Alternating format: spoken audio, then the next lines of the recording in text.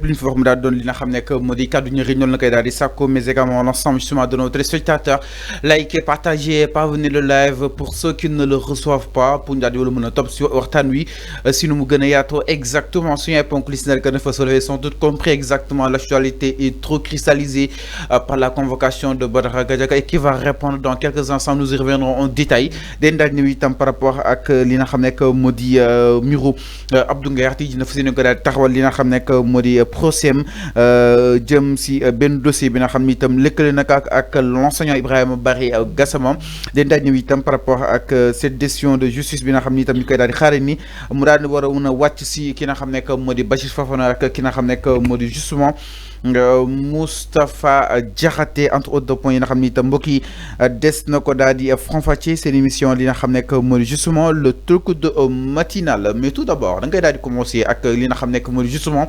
mbiru Abdou Nguer ma ni kon procès bi ñëpp doon xaar nag ma ni kon tàbbine si daal di jëmale benn si dossier bi nga xam ni itam ñu koy daal di toppee jëm si mbiru ki nga xam ne que moo di Ibrahima Barry Gassama. Donc le tribunal bu Mbour moo daal di fas yéene examiner ni ki li nga xam ne que moo di ce mercredi le différents opposants l'enseignant Ibrahima Gassama à Abdou Nguer mu nekkoon tëyër ñu koy daal di poursuivre pour diffamation mbokk yi. Donc selon les informations yi nga xam ni itam jot nañ ko par 2S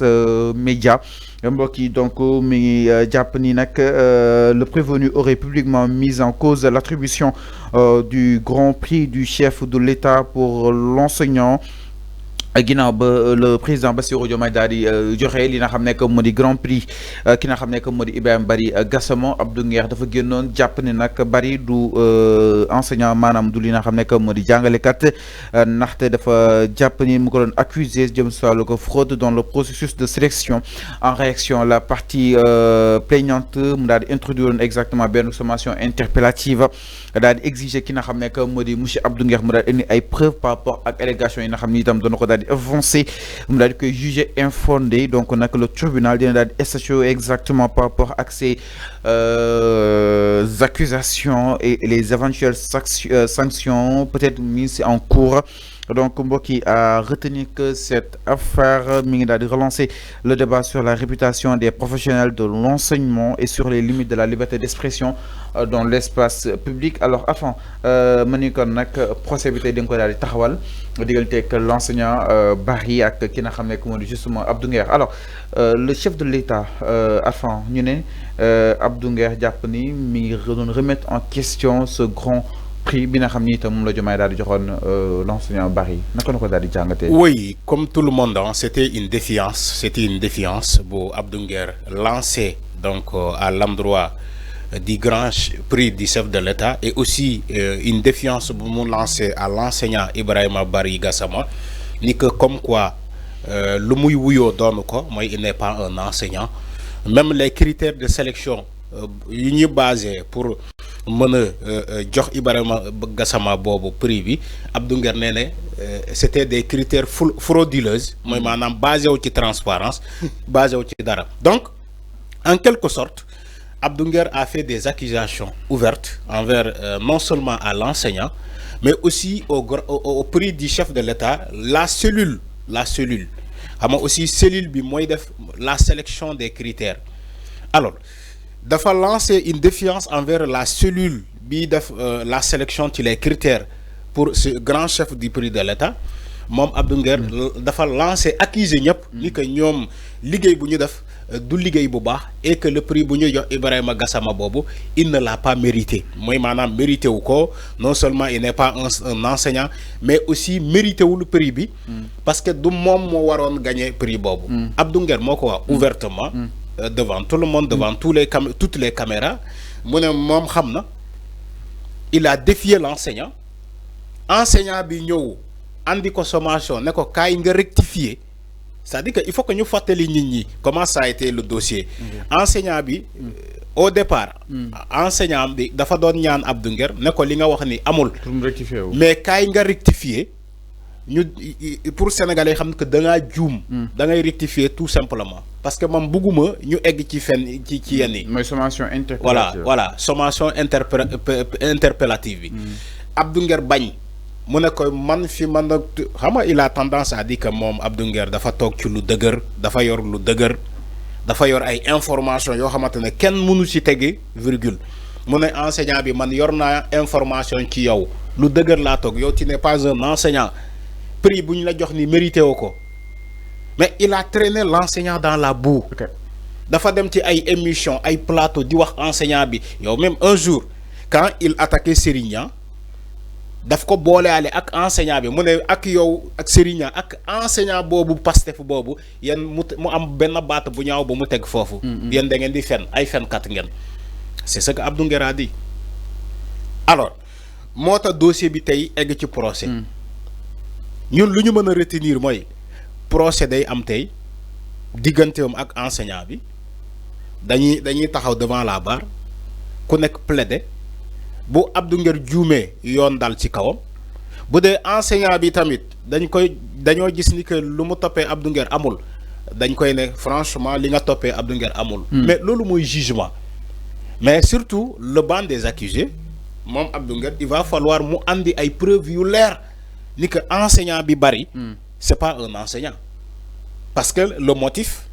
c'était ça. donc jàpp nga ni Diomaye du jox grand prix koo xam ne mais il a jeté le discrédit sur les institutions quand Abdou Nguer dit que Diomaye ko mu jox prix du chef de l'État nee na mérité wu ko te kooku du enseignant mais qu'est-ce qu'il veut dire par là nañu waxtaan rek man tey Diomaye bu joxee prix un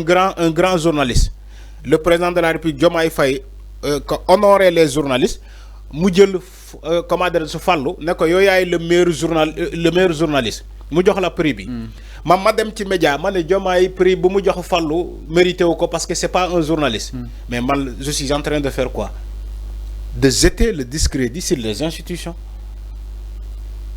en défiant le président de la République ne ko ki nga jox prix bi mérité wu ko te la cellule de recrutement ou bien la cellule de sélection bi sélectionné woon journaliste bi wala enseignant bi cellule boobu doxul ci transparence loolu accusation la c'est des accusations fallacieuses donc il va falloir en assumer Abdou Nguer il va assumer avec ses avocats ni que moom moo waxal publiquement te le défaut qu'il a fait et l'erreur qu'il a fait erreur bu mu Abdou Nguer def il a accusé l'enseignant publiquement dans les médias ni que yow doo enseignant da ngay fen ci sa statut. moo tax ñu toppee ko diffamation. mais moo tax ñu toppee ko diffamation moom moo ko wax enseignant bi ne ko li ngay wax ni enseignant waxoo dëgg doo enseignant mais loolu mooy lan loolu bu nekkulee diffamation lan la bu nekkulee accusation lan la non soyons sérieux. Tu peux être meilleur chroniqueur, super meilleur chroniqueur, super héros. Mais quand tu donnes des informations, il faut donner des informations vraies. Il ne faut pas manipuler les gens. Après, par la suite, on va dire non, bàyyi jambour. Ñun waxuloo ñu ko lu mu waxul. Moom moo ko wax. Kenn waxul ko fii waxalu ko fii lu mu waxul. Moom moo ko wax. Moom moo taxaw devant tout le monde, devant tous les médias. Mu ne enseignant bi du enseignant et que Diomaye bi ko jox prix bi dafa juum enseignant bi mérité wu ko parce que du enseignant il l'a dit moom moo ko wax. mais est-ce que andré na ko en erreur concrètement. ah loolu man xawma ci dara bu fekkee dañ ko induire en erreur c'est entre moom ak ki ko jox information bi suñu yoon newu ci justice buy atte day atte comme quoi que moom lii la wax. léegi moom su ko neexee mu ne Massamba moo ma jox information bi. wala Mademba moo ma juumuloo. et la liberté d'expression. ça n'a rien à voir ça n'a rien à voir Fallou sois sérieux quand même. Quelqu'un qui porte des accusations sur une personne après tu dis la liberté d'expression ça n'a rien à voir quand tu fais une diffamation ou bien quand tu accuses à tort une personne. Cette même personne mu am la bonne foi mu ne la kaay da ngaa juum kaay rectifier mu yónnee la sommation interpellative enseignant bi regarde comment l'enseignant là est bon il est très bon. Il a un cœur d'or. xam na ni que Abdou Nguer tuumal na ko enseignant bi Ibrahima Bari Gassama xam na ni que Abdou Nguer tuumal na ko. mais mu ne quand même. xëy naa dafa juum. mu am de bonne foi quoi mu ne Abdou Nguer da ngaa juum kaay nga rectifier ci média bi rek ma baal la parce que man loolu amul solo da ngaa juum Abdou Nguer ne ko du ma rectifier yow doo enseignant yow doo dara da ngaa fen ci sa statut c'est ce qu'il a dit à l'enseignant mu dem source A mu ne enseignant bi yow da ngaa fen doo enseignant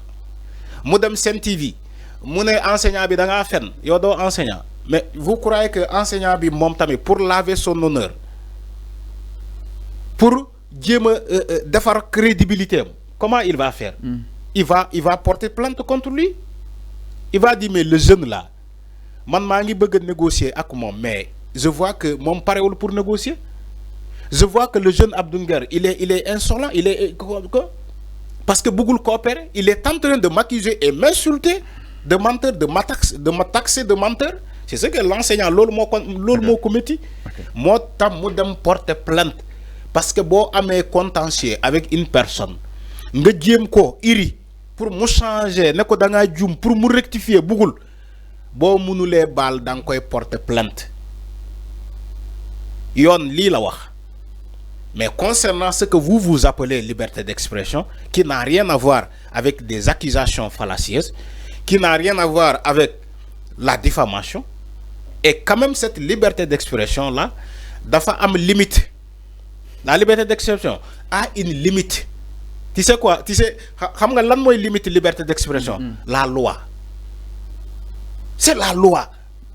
Loi moo la ne fii nga yem ci sa liberté d'expression waroo ko jéggi. Mais boo jéggiyee nga ne yow ci liberté d'expression nga nekk mais c'est loolu juumte la. Malheureusement beaucoup d'acteurs de médias dañ koy def. ñu envoyer la information ce source envoie la information au lieu de vérifier l'information pour xam ni que est-ce que tu n'es pas induit en erreur mais tu le fais pas xam nga lan nga yàkkamti pour avoir le scoop pour que ñu ne média tel moo njëkk a fësal information bi on l'a vu ici ay yoon mais quand même il y a des médias yoo xamante ne boo juumee nit ki envoyé la message nga ne dégg naa ngeen wax lii ci man mais demeewul noonu dem leen ngeen rectifier on a vu des médias quand même qui ont pris le soin de rectifier cette information de s'excuser publiquement. On l'a vu avec le cas du Magal le Magal passé la TFM a mis des informations sur Ousmane Sonko yoo xamante dafa yàgg mais quand ils ont interpellé la TFM ni que information ngeen dugal nii ci Ousmane Sonko dafa yàgg mais ils sont excusés. Alors mi ngi noonu avant donc parmi tant d'autres exemples. Alors c'est clair mi ngi noonu miru ki on a vu Seneweb aussi Seneweb a fait la même chose. C'est clair donc mi ngi noonu miru ki nga xam ne que moo di Ibrahima Barry Gassama si kanam mu yoon ak wàllu yoonal ak ki nga xam ne que moo di Abdou Nguer des na ko daal li nga xam ne que moo di atte niki tey jii incha allah dina daal di xaar li nga xam ne que moo di cette décision bi nga xam ne woon daal di si kanam mu yoon ak wàllu yoonal alors ndax ñu itam.